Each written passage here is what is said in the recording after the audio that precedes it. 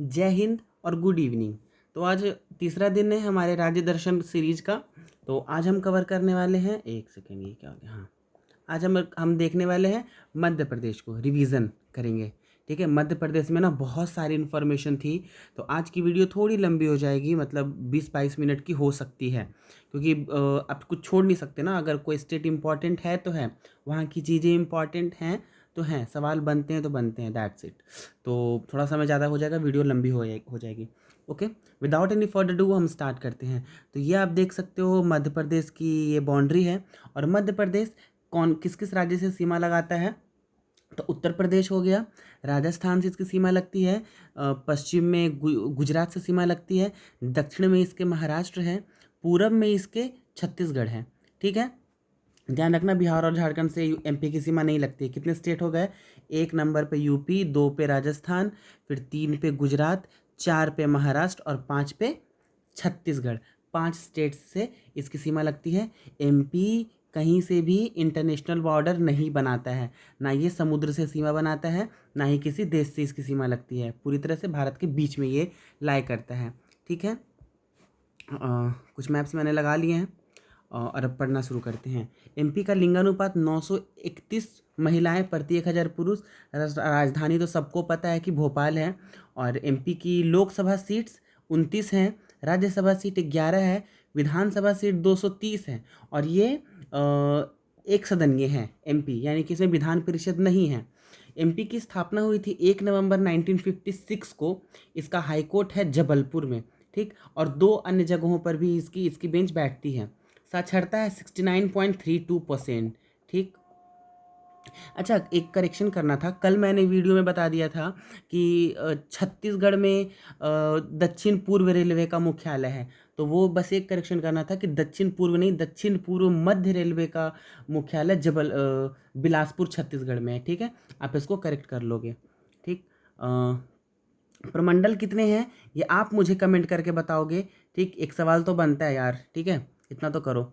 आगे इतिहास की बात करें तो थोड़ा सा बताऊं कि मध्य प्रदेश का ये जो एरिया है, आप देख सकते हो, ये एरिया मालवा का पठार के अंतर्गत आता है, ये एरिया बुंदेलखंड के अंतर्गत आता है। और ये वाला जो एरिया है ना मध्य प्रदेश का, मतलब पश्चिम से पूरब की ओर बढ़ेंगे तो सबसे पहले मालवा का पठार एरिया आएगा, फिर बुंदेलखंड एरिया आएगा, फिर बघेलखंड एरिया आएगा एमपी में। ठीक, एमपी में सांची का स्तूप आपको देखने को मिलेगा रायसेन जिले में, भरूच स्तूप मिलेगा आपको सतना जिले में देखने को मिलेगा। और एमपी हमारा एक ऐसा स्टेट है जहाँ से प्रागैतिहासिक काल की चीज़ें आपको देखने को मिलती हैं।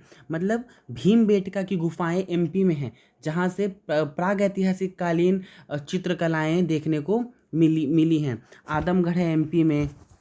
ठीक, जावरा है, पचमढ़ी है, ये सारे जगह जितने सारे भी ये जो स्थान है वो एमपी के, इन स्थानों पर प्रागैतिहासिक काल की चीज़ें हमें अभी देखने को मिलती हैं। अच्छा, या इस पे शासन किया यशोवर्मन ने, हर्षवर्धन ने शासन किया। हर्षवर्धन तो कन्नौज के थे, ठीक, यूपी के। ठीक है, हर्षवर्धन का शासन रहा। चंदेल वंश का एमपी पे शासन रहा। ठीक है, और राजा भोज बहुत इंपॉर्टेंट है, परमार वंश के राजा थे राजा भोज। ठीक, ये इन सब राजाओं का शासन रहा एमपी पे प्राचीन काल में। ठीक है, एंशियंट इंडिया में। अगर मिडाइवल इंडिया की बात करें तो मुगल का शासन रहा एमपी पर। और एक एमपी के राजा बाज बहादुर का नाम आप याद रखना, उनका संघर्ष हुआ था अकबर के साथ। ठीक है, फिर एमपी पर कंट्रोल कर लिया था मराठों ने। फिर ये जो एमपी है उसके जो एक राजा थे दोस्त मोहम्मद खां, ये याद रखना, उसने क्या करवाया, मराठों से एमपी को अलग करवाया, आज़ाद करवाया। ठीक है, एक स्वतंत्र प्रांत बनाया मध्य प्रांत के रूप में। 1913 में एमपी में विधानमंडल बनता है। ठीक है, एज सेंट्रल प्रांत, मध्य प्रांत के रूप में विधानमंडल बनता है। और 1937 में एमपी में पहला चुनाव होता है भारत शासन अधिनियम 1935 के तहत। फिर 1956 में मध्य भारत, विंध्य प्रदेश तथा भोपाल राज्यों को मिला करके एमपी बना दिया गया। ठीक, 1 नवंबर 1956 को। अगर एमपी की राजकीय चीज़ों की बात करें तो एमपी की राजकीय मछली महशीर है, तोर तोर भी कहते हैं उसको। पशु बारहसिंगा है, स्वैम्प डियर या फिर दलदली हिरन कह सकते हो आप। पक्षी दूधराज, इसको इंग्लिश में कहते हैं एशियन पैराडाइज फ्लाई कैचर। ठीक, वृक्ष की बात करें तो बरगद है। पुष्प मेडोना लिली है। खेल है मलखम्ब। मलखम्ब बहुत स्ट्रेंथ वाला खेल है, आप कभी गूगल पे यूट्यूब पे सर्च करके आप देख सकते हो, ठीक है। अच्छा, बेटर रिजल्ट के लिए ना कुछ कुछ चीज़ें जब आपके दिमाग में आए तो आप उसको गूगल कर लिया करो। अगर आप इमेज देख लेते हो ना तो वो चीज़ें आपके दिमाग में सेट हो जाती हैं, तो कहीं ना कहीं आप आंसर कर देते हो सही, ठीक। भाषा की बात करें तो हिंदी हिंदी बहुत प्रमोट किया जाता है एमपी में, ध्यान रखना। मतलब एमपी एक ऐसा स्टेट है जहाँ पे सरकारी कामकाज, आप मतलब आपको एक लेटर भी देना हो तो आप हिंदी में दे सकते हो, ठीक है। सरकारी कामकाज हिंदी में होता है, ठीक। मालवी भाषा, निमाड़ी, बुंदेली, बघेली, कोरकू, गोंडी, ब्रज, ब्रज भी बोली जाती है एमपी में। ये जो एरिया है ना एमपी का, आप ये जो एरिया देख रहे हो यहाँ पे ब्रज बोली जाती है, ब्रज, ठीक है। आगे स्टेडियम्स की बात करें तो होलकर क्रिकेट स्टेडियम इंदौर में है। Emerald Heights international school sports campus complex Indore में है। कैप्टन रूप सिंह स्टेडियम ग्वालियर में है। टीटी नगर मतलब तात्या टोपे नगर स्टेडियम भोपाल में है, ठीक है। झीलों की बात करें तो भोज झील, ठीक है, इसको बड़ा तालाब भी कहते हैं। संग्राम सागर झील, जलपरी झील जबलपुर में। तवा जलाशय इम्पॉर्टेंट है। हलाली जलाशय, रानी तालाब रीवा जिले में। मोरवन तालाब, तेलिया तालाब, नचहुन लेक, मुंशी हुसैन खां तालाब भोपाल का, लेंडिया तालाब, मुंज सागर, धर्म सागर, शाहपुरा लेक, भदभदा लेक, ये सारे लेक्स एमपी में इम्पॉर्टेंट हैं, ठीक। राष्ट्रीय उद्यान वाइल्ड लाइफ सेंचुरीज़ की बात करें तो कान्हा नेशनल पार्क आपको मिलेगा बालाघाट और मंडला जिले में। सतपुड़ा नेशनल पार्क, सतपुड़ा तो टाइगर रिजर्व भी है।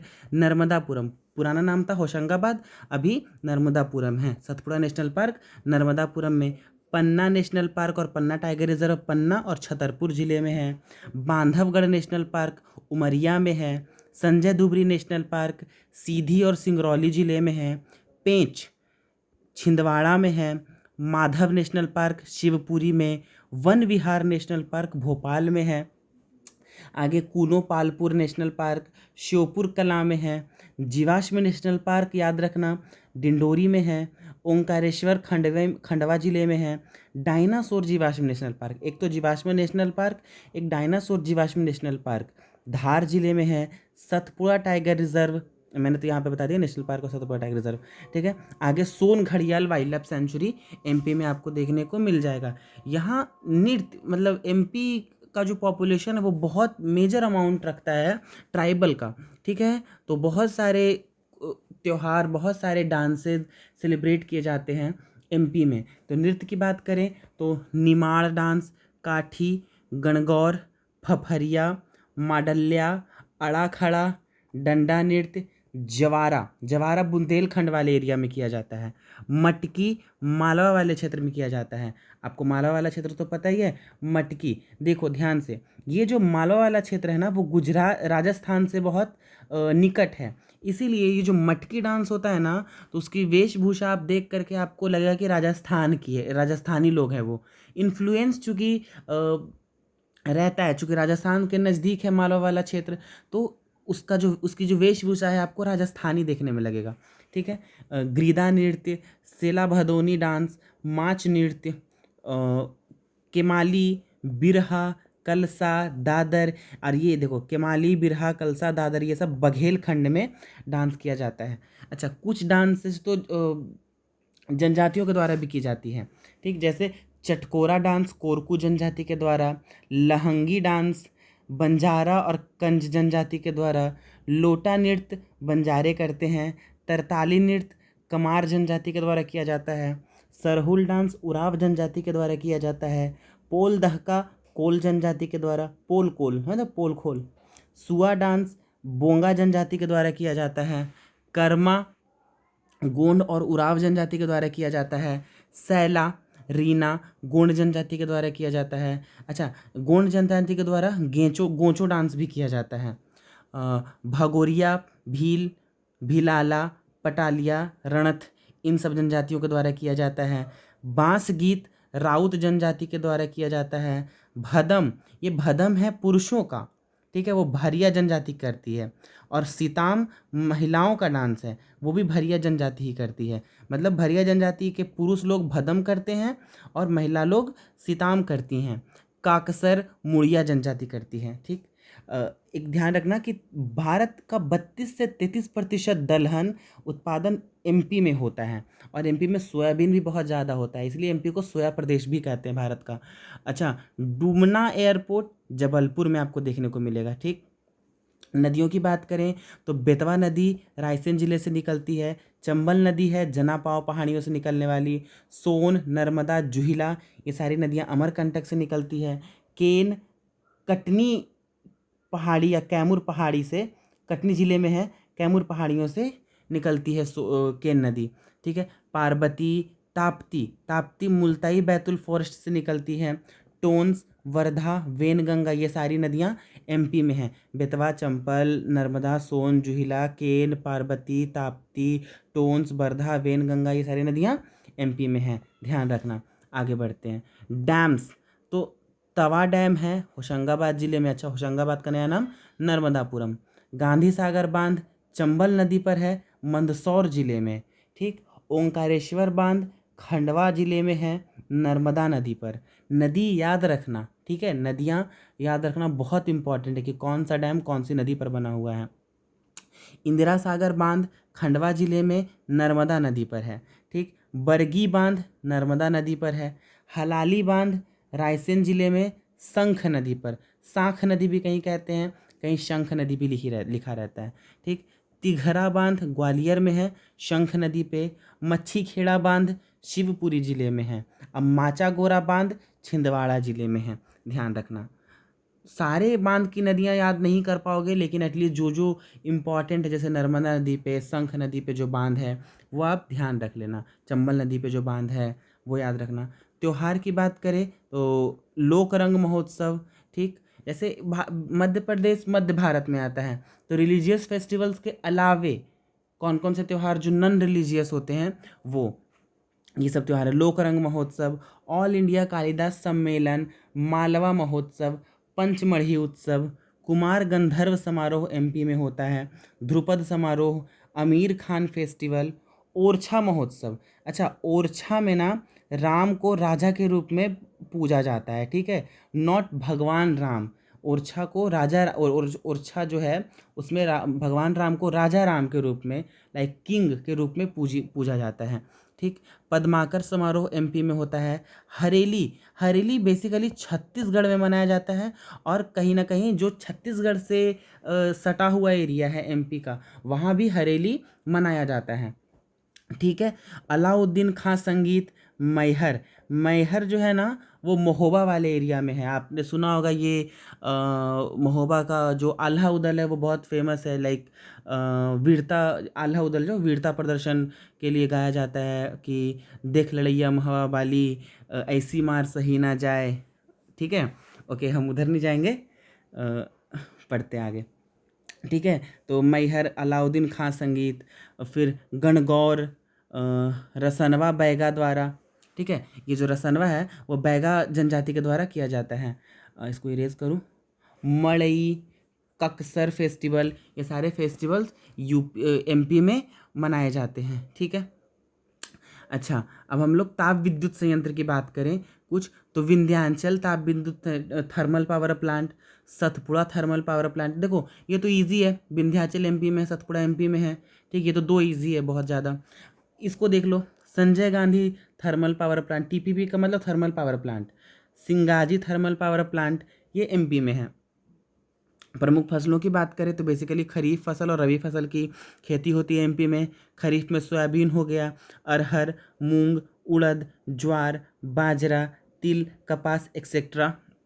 ठीक, रबी में आ जाएगा गेहूं, चना, मटर, मसूर, अलसी एक्सेट्रा। ठीक, अच्छा, ए का मतलब होता है also known as, also known as, तो ऑल्सो नोन एज सिटीज मतलब उपनाम शहरों के।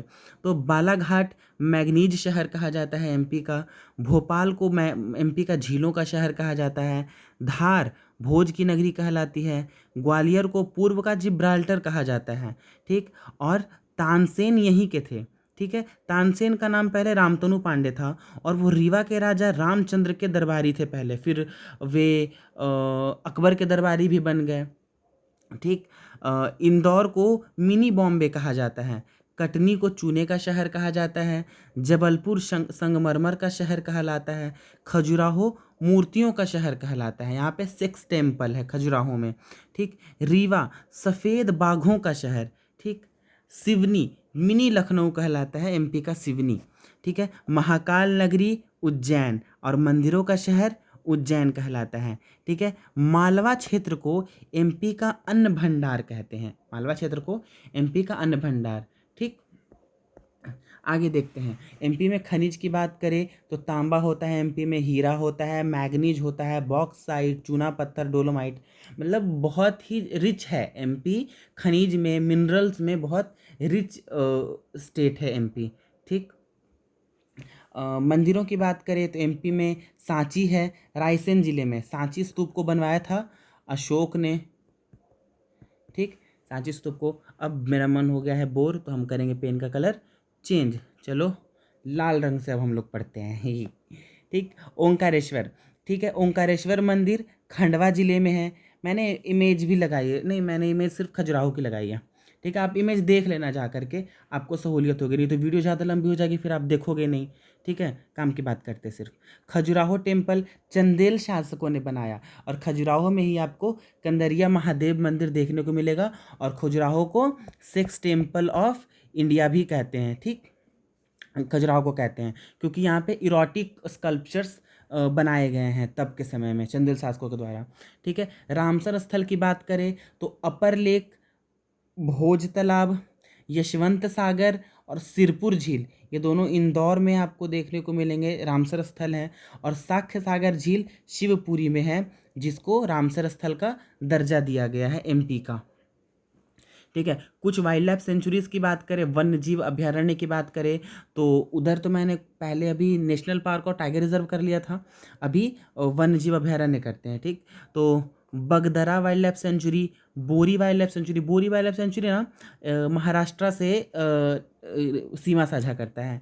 गांधी सागर, घाटी गांव वाइल्ड लाइफ सेंचुरी, केन घड़ियाल wild life sanctuary, Khaini wild life sanctuary, Nauradehi wild life sanctuary, Gango मिनी wild life sanctuary, Phen wild life sanctuary, Ratapani tiger reserve, Sailana wild life sanctuary, Sardarpur wild life sanctuary MP में है, सिंघोरी वाइल्ड लाइफ सेंचुरी और सोन घड़ियाल, एक तो केन घड़ियाल और एक सोन घड़ियाल वाइल्ड लाइफ सेंचुरी है एमपी में। यूनेस्को स्थल की बात करें तो एमपी में खजुराहो है यूनेस्को स्थल, जिसको 1986 में यूनेस्को वर्ल्ड हेरिटेज साइट में शामिल किया गया। फिर 1989 में सांची को शामिल किया गया और 2003 में भीमबेटका की गुफाओं को शामिल किया गया यूनेस्को की वर्ल्ड हेरिटेज साइट में, just to promote and preserve the these heritage of MP. ठीक। प्रमुख खान की बात करें तो हीरा, ठीक, मैग्नीज, इन दोनों के उत्पादन में एमपी अपना एक टॉप स्थान रखता है। हीरा में तो उत्पादन में एमपी शायद एकमात्र स्टेट है जो हीरा का उत्पादन करता है पन्ना से। ठीक है। लौह अयस्क की बात करें तो बालाघाट, जबलपुर, ग्वालियर, उज्जैन, धार, मंडला, इन एरियाज़ में एमपी में लोहा का खनन और उत्पादन होता है। कोयला की बात करें तो सतपुड़ा कोल बेल्ट और भारत कोल बेल्ट, 2 कोल बेल्ट हैं एमपी में, सतपुड़ा कोल बेल्ट और भारत कोल बेल्ट, जहाँ पे कोयला का उत्पादन होता है। ठीक है।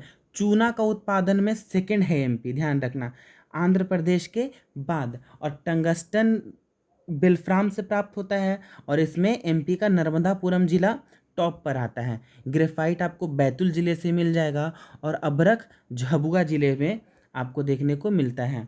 प्रमुख जलप्रपात की बात करते हैं तो धुआंधार वाटरफॉल, WF का मतलब वाटरफॉल, ठीक, धुआंधार वाटरफॉल नर्मदा नदी पर है। तिंचा वाटरफॉल, दूधधारा वाटरफॉल, इसको दुर्वासा वाटरफॉल भी कहते हैं। ठीक है। दुर्वासा ऋषि थे, महाभारत कालीन ऋषि थे दुर्वासा। ठीक। तो दूधधारा जलप्रपात एमपी में आपको मिलेगा। कपिलधारा जलप्रपात नर्मदा नदी पर। पाताल पानी जलप्रपात एमपी में। पूर्वा जलप्रपात टोन्स नदी पर है एमपी में। बहूटी वाटरफॉल चुलिया वाटरफॉल, चचाई वाटरफॉल। अगर मैं गलत नहीं हूँ तो शायद चचाई वाटरफॉल एमपी का हाईएस्ट वाटरफॉल है। ठीक है, मैं चेक करके कमेंट में पिन कर दूंगा या डिस्क्रिप्शन में मैं डाल दूंगा कि ये सही है। आप इसको अभी फ़िलहाल कंफर्मेशन नहीं है, सही रहेगा तो मैं कमेंट में डाल दूंगा।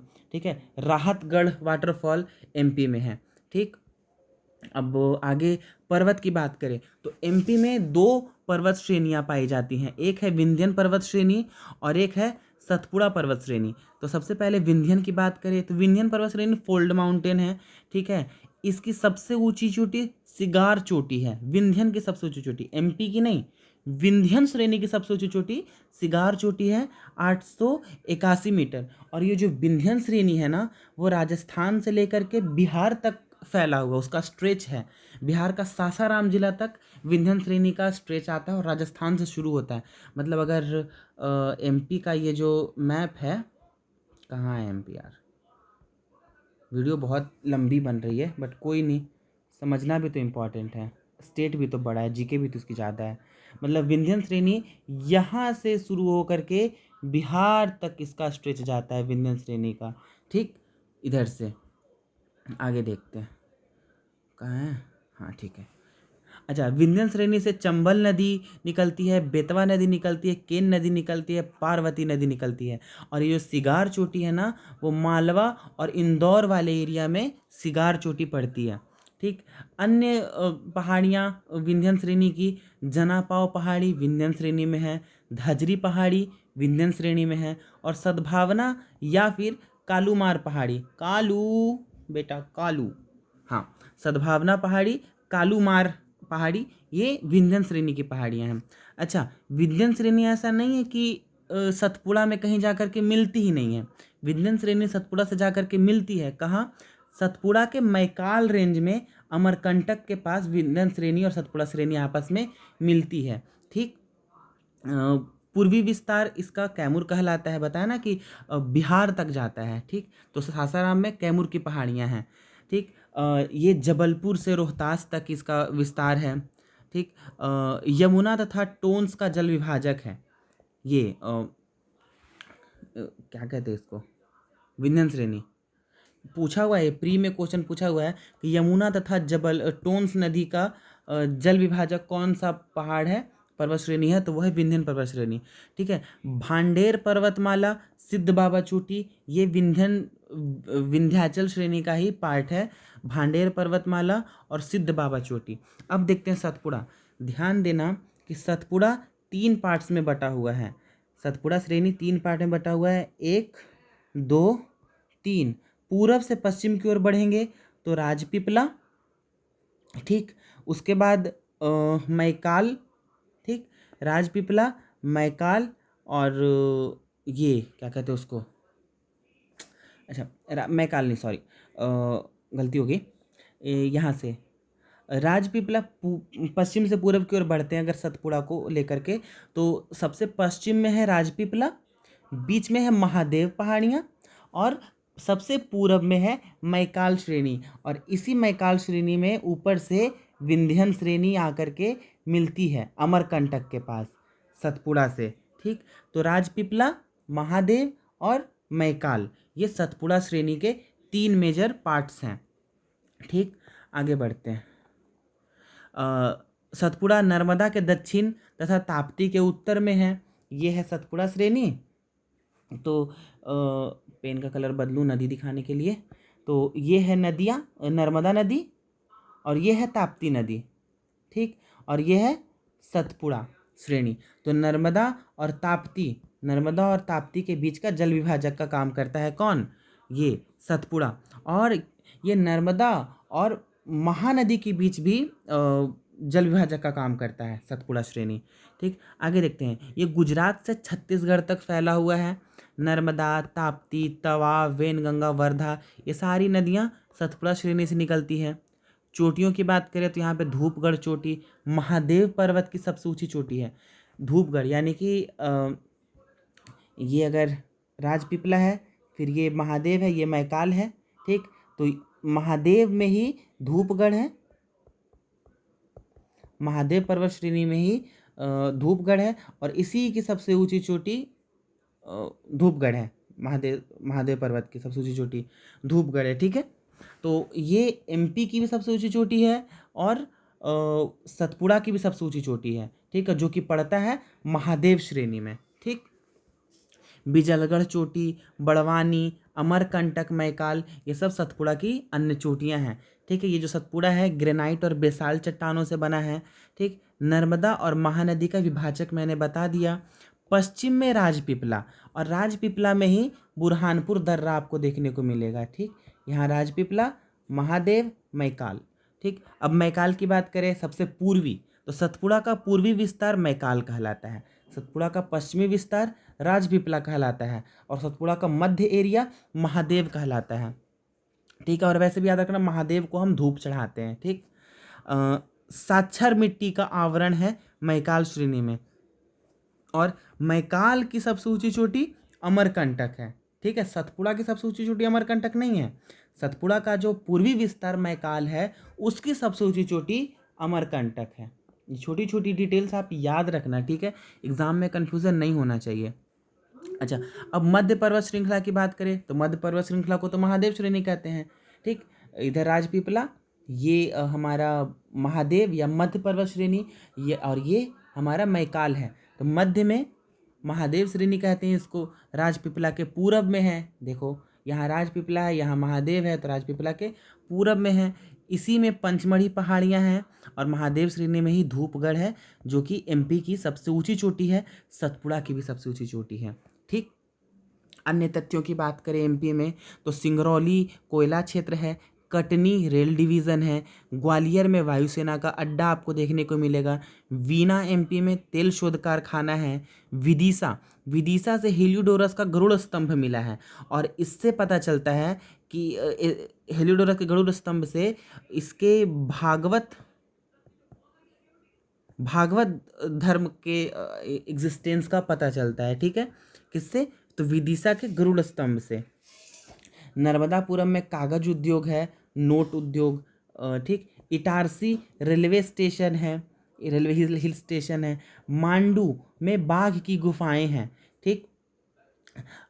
महो कैंट तोपखाना ट्रेनिंग सेंटर है महो कैंट में, और देवास से करेंसी नोट छपते हैं। तो ये थी एमपी के बारे में इतनी सारी इन्फॉर्मेशन, आप इसको ध्यान में रखना, ठीक। रिवीजन करना। वीडियो तो बहुत लंबी हो गई है, 27 मिनट की वीडियो बन गई है, बट क्या करोगे। तो देखो ये विंध्याचल श्रेणी है, आप देख सकते हो, ठीक है। यहाँ से आ रही है चंबल नदी, ठीक, और ये है नर्मदा नदी। ये सतपुड़ा है, सतपुड़ा और विंध्याचल के बीच में नर्मदा नदी भ्रंश घाटी से होकर के बहती है, और नर्मदा नदी पूरब से पश्चिम की ओर बढ़ती है, ठीक। ये है, आप इमेज देख लेना। ये फिर मैंने एक और इमेज लगा दी है पर्वत श्रेणी की, ठीक, एमपी में। और ये है एमपी का लोगो, ये है बनियान ट्री यानी बरगद का पेड़, अशोक स्तंभ के 4 शेर, सत्यमेव जयते, एमपी का लोगो। ये है सांची का स्तूप, आप देख सकते हो। और ये है the very beautiful UNESCO heritage site Khajuraho temple, Chandel शासकों के द्वारा बनवाया हुआ। और ये है गरुड़ स्तंभ जिसकी मैं बात कर रहा था, एमपी में। इंस्टा पे भी आता है मेरा नोटिफिकेशन। और ये है धुआंधार जलप्रपात, एमपी का जबलपुर में, ठीक। भेड़ाघाट जलप्रपात भी इसको कहते हैं, ध्यान रखना। तो ये सारी इन्फॉर्मेशन थी एमपी के बारे में, आप ध्यान रखना। आई होप आपको वीडियो अच्छी लगी, और अगर आपने मुझे 28 मिनट बर्दाश्त कर लिया है, सह लिया है, तो उसके लिए थैंक यू। मिलते हैं कल अपनी अगली सीरीज के साथ। अच्छा, मैं आज ही आपको बता दे रहा हूँ, कल हम लोग राजस्थान को कवर करने वाले हैं। Like, share and subscribe, and please comment down जो मैंने क्वेश्चन दिया आपको कि एमपी में कितने प्रमंडल हैं, उसका आंसर आप कमेंट करके बताओ, ठीक है। Thank you.